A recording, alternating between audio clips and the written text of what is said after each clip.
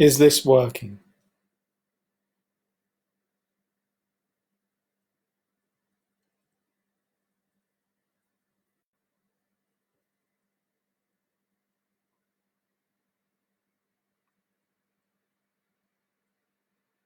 Or is this looking like a very awkward long silence?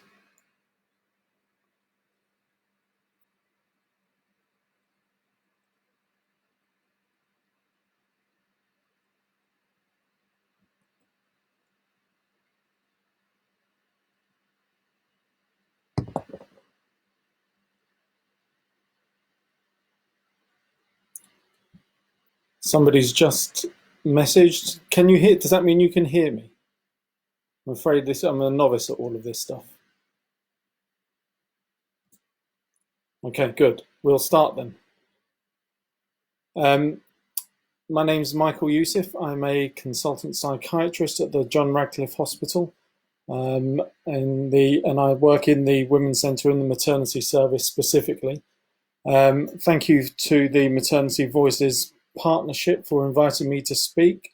So I've been asked to speak about perinatal mental health, and I think it's fair to say this has become increased on the agenda, particularly in light of all this COVID business.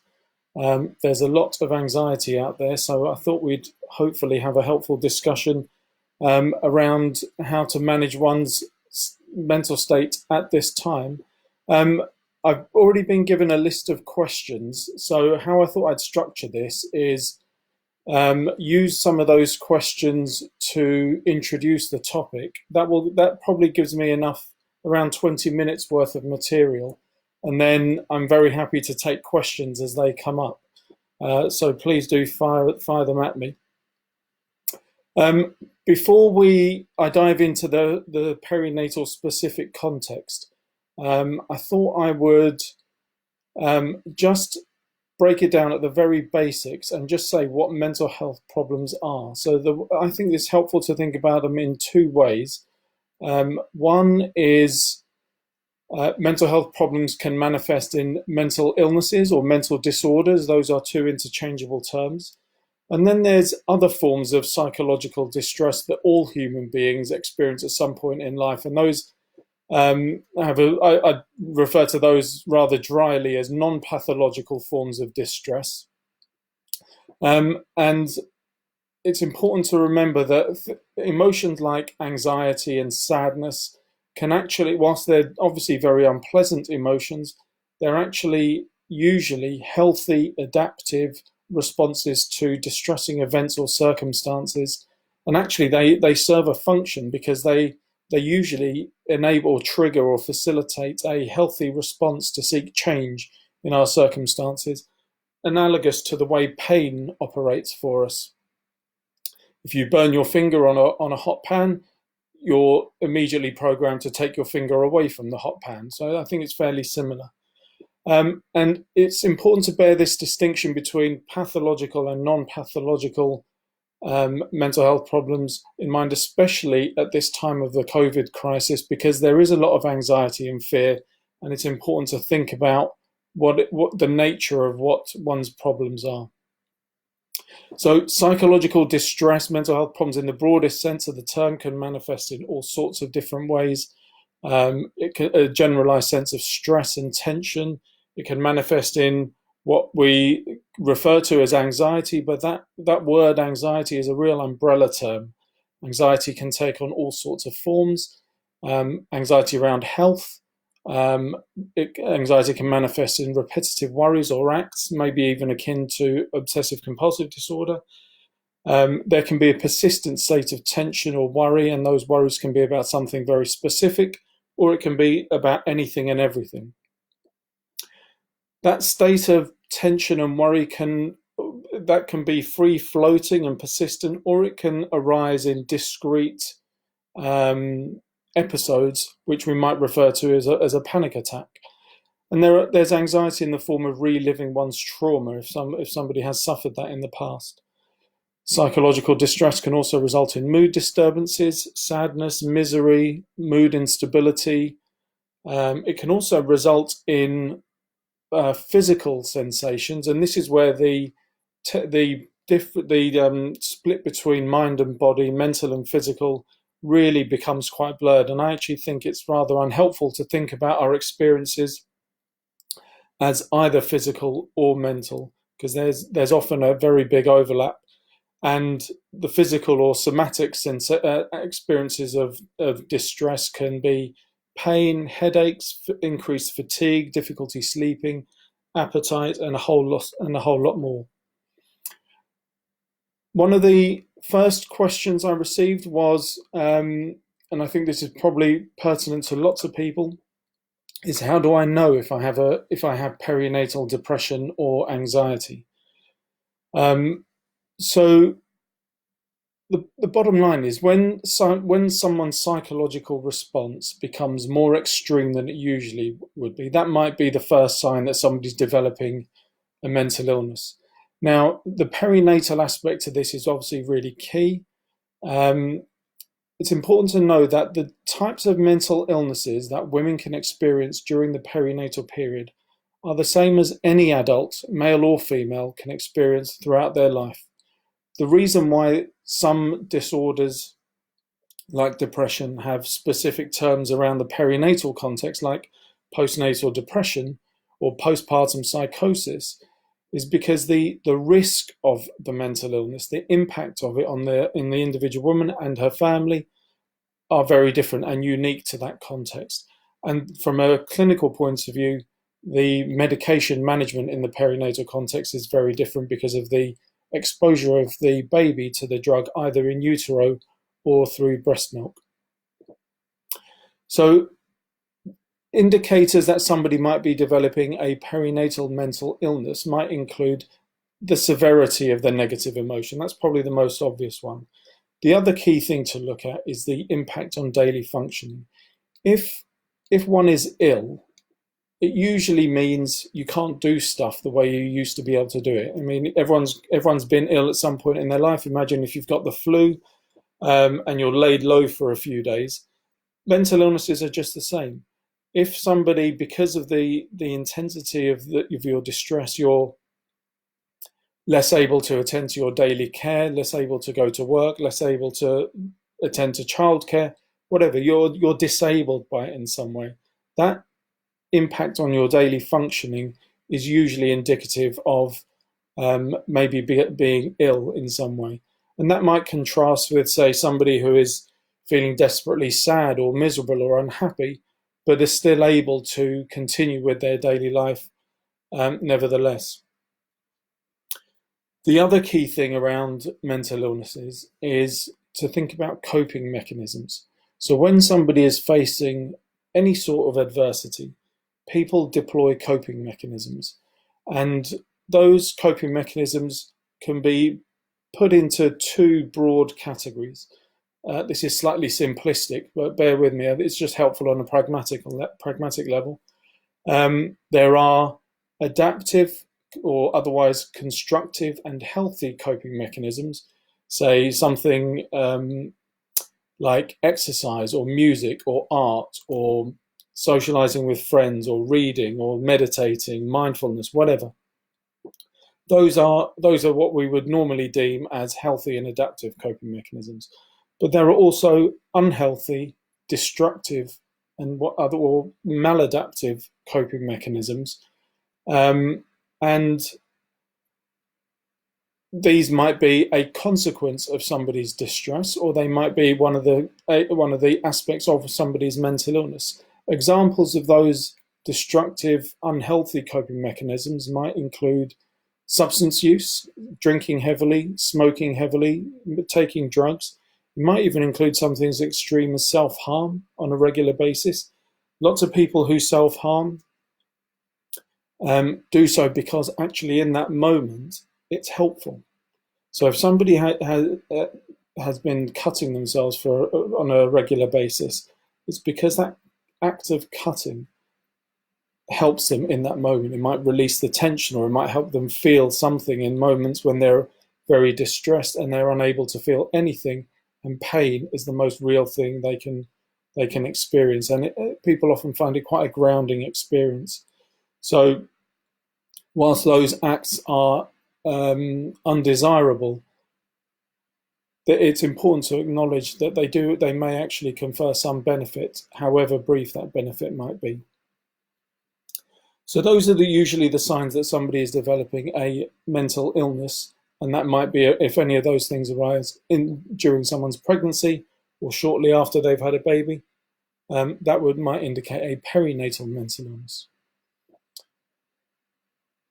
The next question I was asked was related, and what are the warning signs of peri or postnatal anxiety or depression?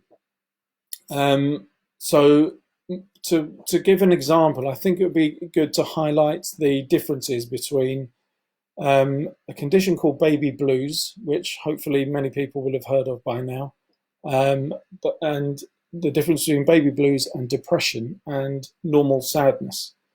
So in any given moment, if you have three people one has baby blues, one has depression, one is feeling particularly sad, in that moment it might be very difficult to distinguish between any of those three people. The difference is how those emotions evolve over time. So with baby blues, it usually doesn't last more than a few days after delivery.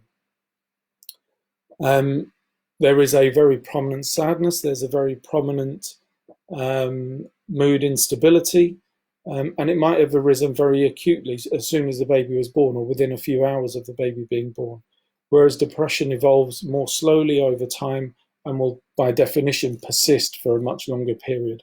And depression being an illness will usually be associated with some sort of impact on one's daily function.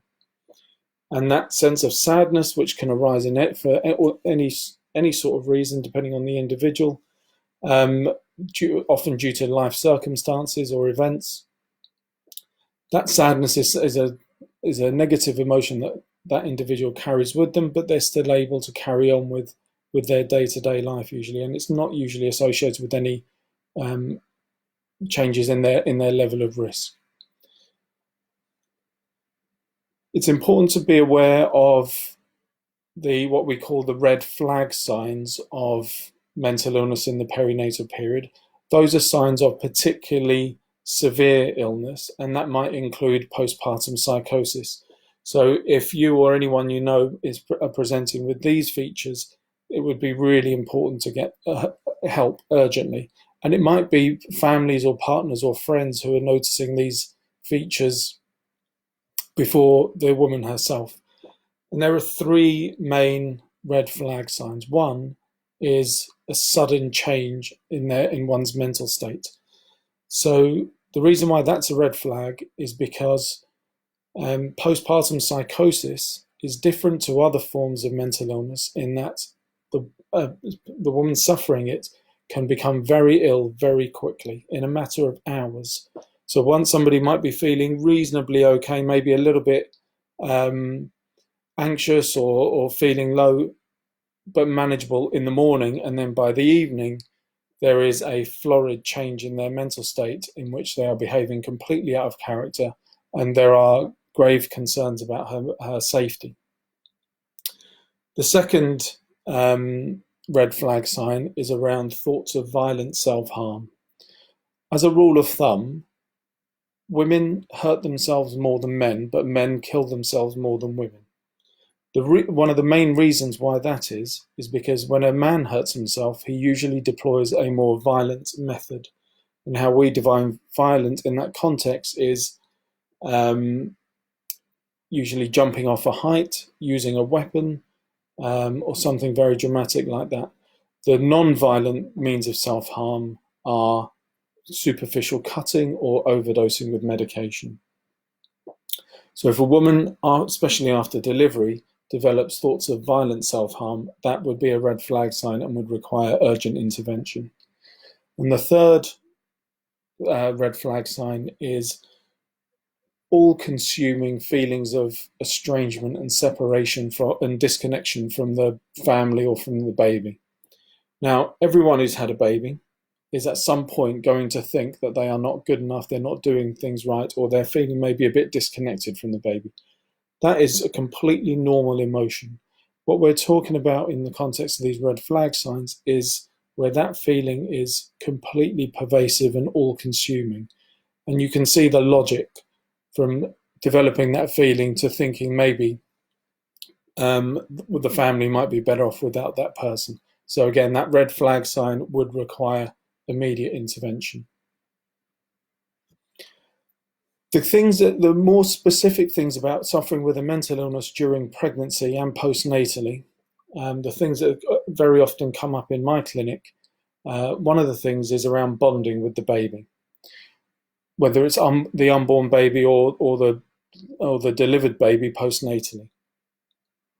I think it's fair to say there is a personal and a social expectation among lots of women that as soon as you have a baby, as soon as you're pregnant, you're meant to be happy, you're meant to be grateful, and you're meant to love your baby immediately, this love at first sight notion. And anyone who doesn't experience that, that can be quite unsettling because of that discrepancy between one's expectation and one's reality.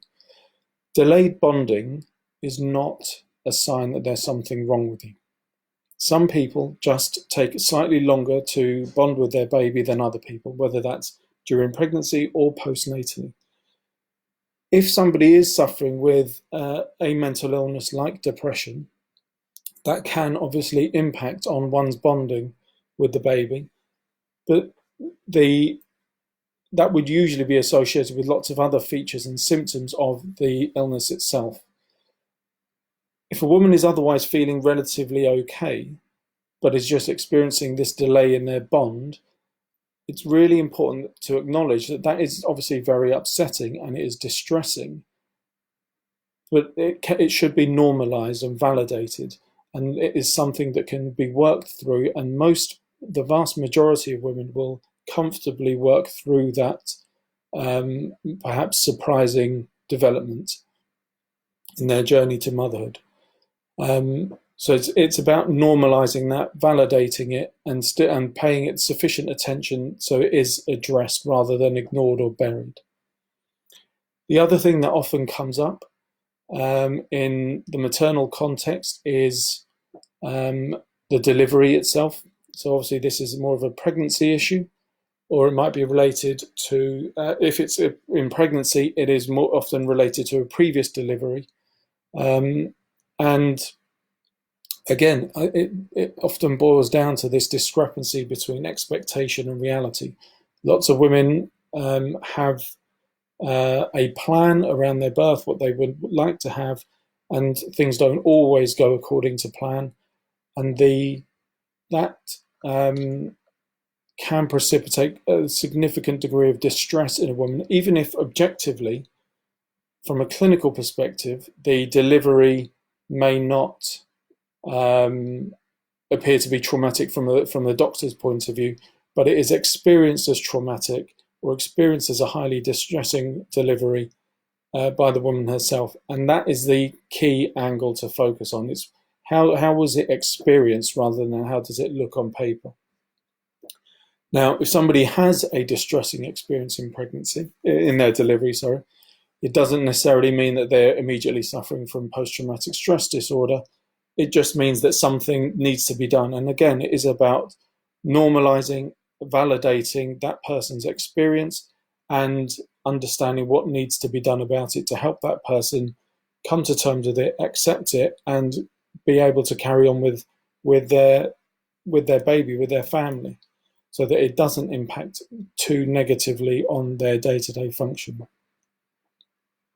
Another aspect is with breastfeeding, and again, I think the social and personal and familial pressure on breastfeeding can be very significant. And if somebody doesn't want to, or if somebody isn't able to manage breastfeeding, that can often trigger a great deal of distress.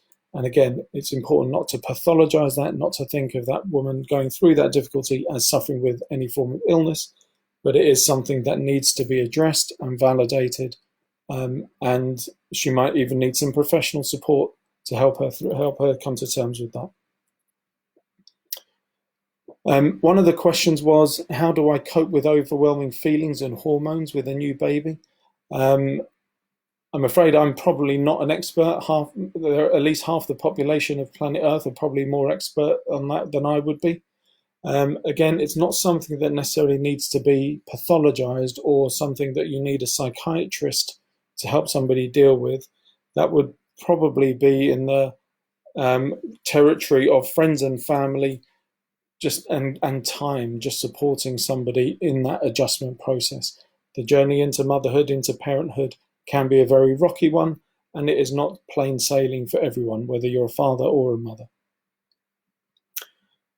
The next question is a very, very difficult area. It was, how can I get help for myself with anxiety around baby loss? Now, this is a extremely difficult area. It's one of the worst things that anyone can possibly go through, and I'm loath to generalize about how to approach this sort of situation.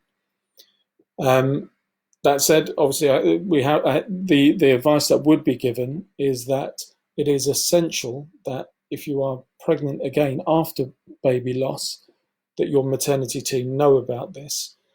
And it might be, if you need input to help you with that and help you come to terms with the next pregnancy, peer support or third sector organisations such as Petals or SANS can be very helpful. And seeking a psychiatric input is usually very rarely required. I'm afraid it's difficult to give anything more specific around that area at such a general level. But I think the most important thing is that your maternity team know what you went through, and what you want, what sort of help you want in the next pregnancy, or as you come to terms with that horrible experience.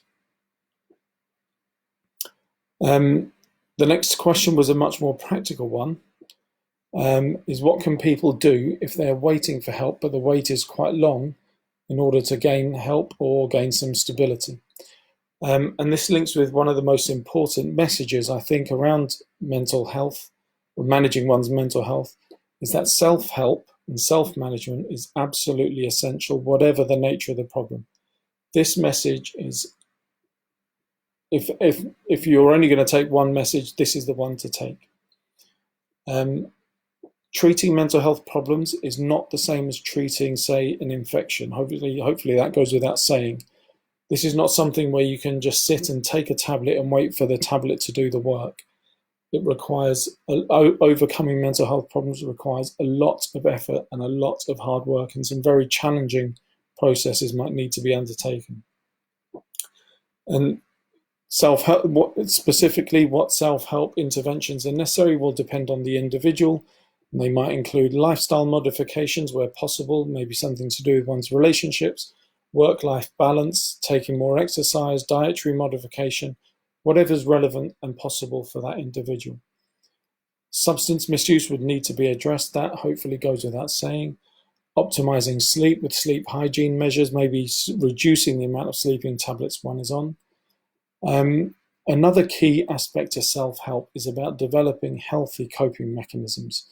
So this is about moving away from the destructive, unhealthy coping mechanisms I mentioned earlier. Now, depending on how entrenched those unhelpful coping mechanisms have been, developing more healthy coping mechanisms may take many years, and it may need a great deal of hard work and maybe even professional guidance for this. So it's going to be easier for some people and more difficult for others. But thinking about coping mechanisms is going to be really, really important.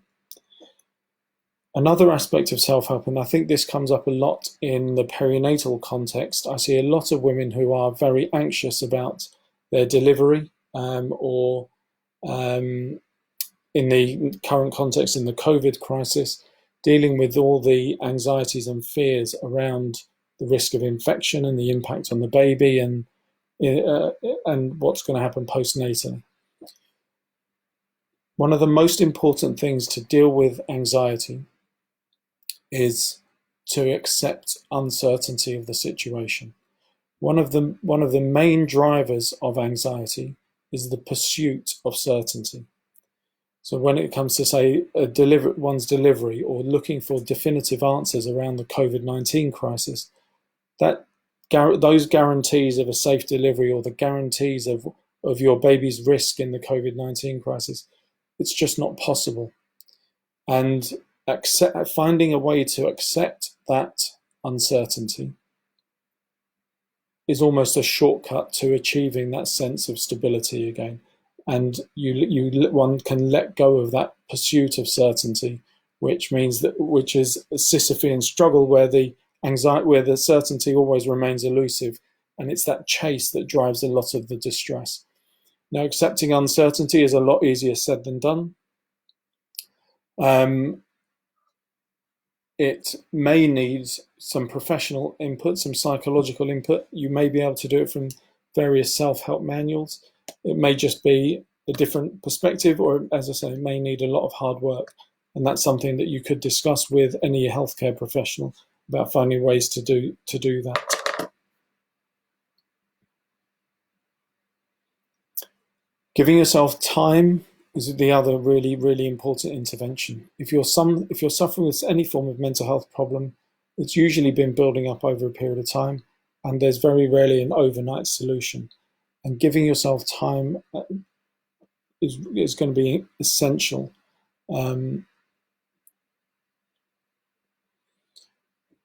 Treatment per se, clinical treatment such as medication, is not always required. If there's no mental illness, then there's no treatment for mental illness required. But that does not necessarily mean professional support would not be helpful. And that's not necessarily scientific evidence-based interventions. It might be anything based on personal preference, such as counseling, yoga, life coaching, meditation, mindfulness, even prayer if you're that way inclined, whatever helps for that individual. If you are suffering with a mental illness, then treatment is going to be necessary, and these should be evidence-based treatments, and they may need to have a broad range of interventions, including medication, psychological treatment, or even social interventions through third sector organisations, or maybe help with housing, finances, or employment, or debt support. So the next question is probably the most practical one, and it's how to access that help. Any healthcare professional should be able to advise and signpost as to where is the right place to get that help.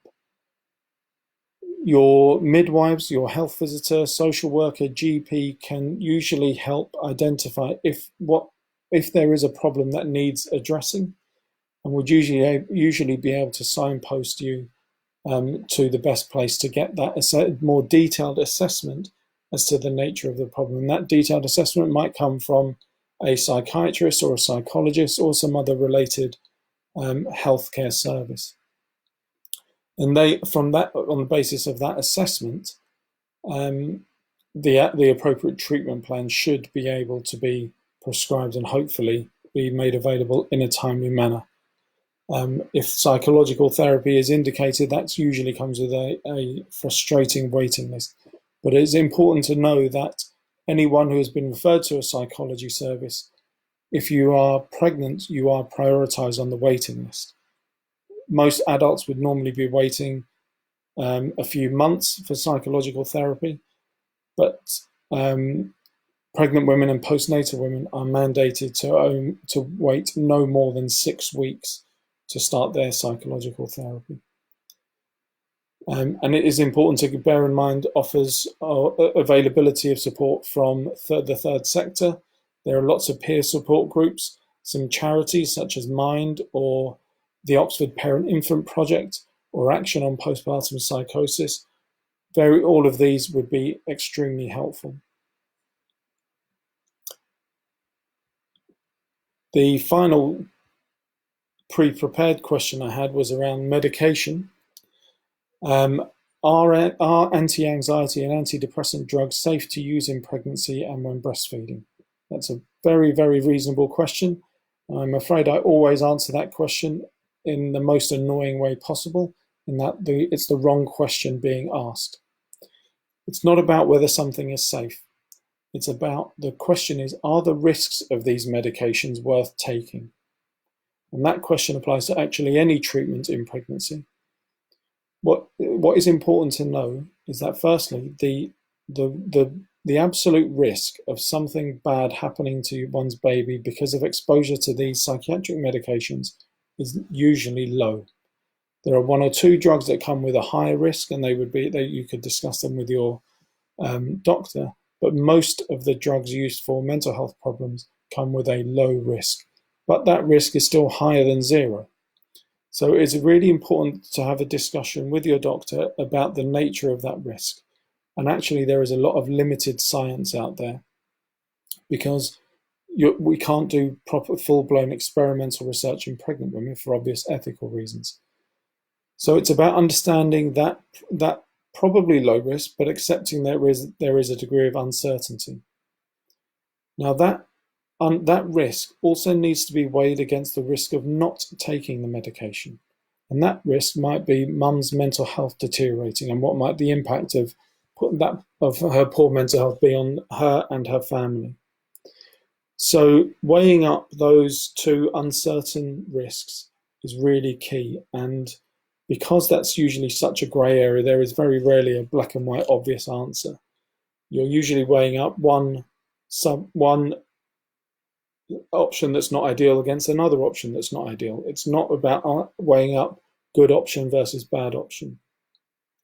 So informed decision making by mum is absolutely key here. So it's really important you speak to the right person, whether it's your GP or your psychiatrist, about the medication, and also seek reliable written information. The single best website on the internet available is the BUMPS UKTIS website. Do not use any other websites. There is a lot of misinformation out there. So I'm now going to start taking questions as they come up. So one question from Sean is, I'm pregnant and I'm really struggling with my mental health. Previously assessed by the perinatal mental health team as low risk, but I really need support. So look, I'm afraid, Sean, I'm sorry to hear about your situation. It probably won't come as much consolation that your situation is shared by a lot of women. The community perinatal mental health team is set up to treat women with what is clinically defined as a severe and enduring long-term mental illness. That probably, those women suffering with those conditions, like such as schizophrenia or bipolar disorder or severe depression, probably represent the tip of the iceberg on the level of psychological or mental health problems in the general population. And most women who are suffering with perinatal mental health problems will not be deemed severe enough to meet the criteria for that community perinatal mental health team. The NHS provided options are Talking Space, which you've mentioned in your question. If Talking Space are unable to help you, it is really important to ask them why, and they do have perinatal experts who should be able to advise on an alternative. It may be that that management of your problems may need to come from a non-NHS service, one in the third sector perhaps, but somebody, one of your healthcare professionals, either in Talking Space or your GP, should be able to advise on some alternative. I hope that answers your question, but it's important to be creative. There are very limited resources in this territory. Even despite the recent investment from the government, we were starting from a very low base, and availability of specialist input is still very limited. The next question is type 2 bipolar disorder as associated with postnatal psychosis as type 1? Straightforward answer is no, it's not. Bipolar type 1 carries a much bigger risk of postnatal psychosis than type 2. The grading one's risk would really depend on individual circumstances and individual's history and the presence or lack of other risk factors as well. But bipolar type 1 is the much bigger risk. I hope that answers your question, Anna. Now, are there any other questions?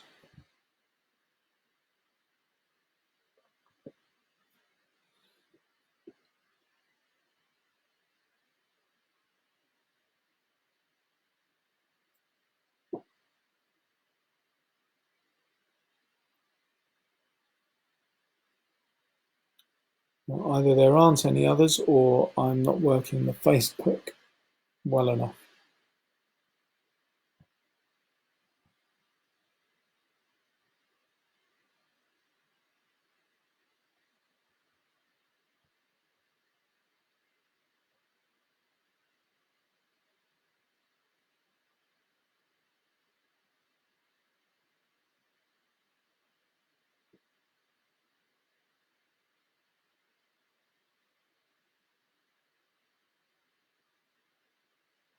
So another question has just come up from Abril. I suffer from sleeping problems and I was currently taking melatonin prior to getting pregnant. Is it safe to keep taking it? Abril, this actually came up in a patient of mine recently. Um, as far as I'm aware, melatonin has never been studied in anyone who is pregnant. So asking, is it safe to keep taking it? The most accurate answer is, I don't know. Now, melatonin is a naturally occurring hormone, so it is present in all of us. So there's no reason to think why it would be dangerous for the unborn baby. But that is based on a logical argument rather than direct evidence.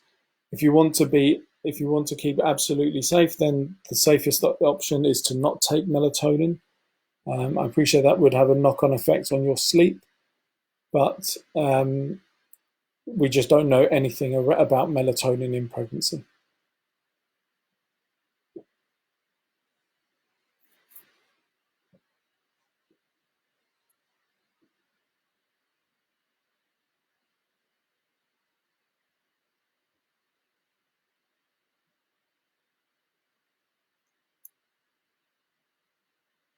So are there any other questions?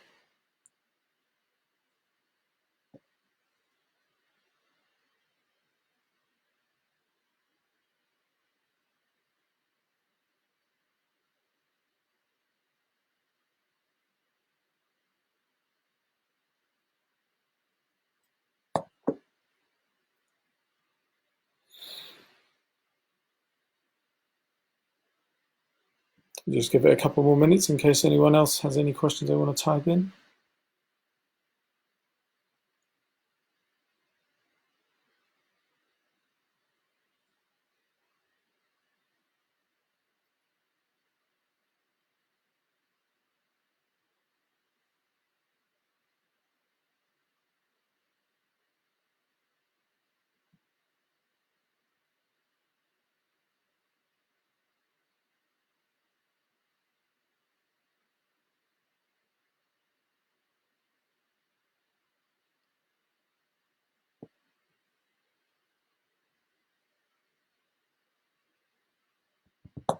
Okay, I'll loiter around for another minute or so, and then if there's no further questions, we will bring this to an end.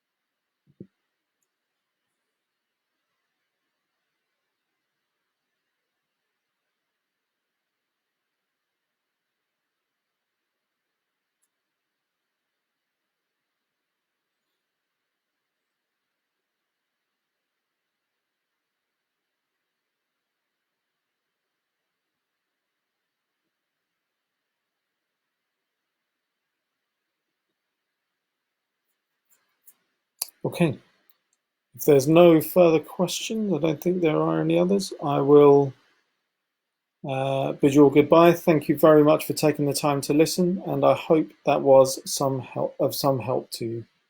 All the very best.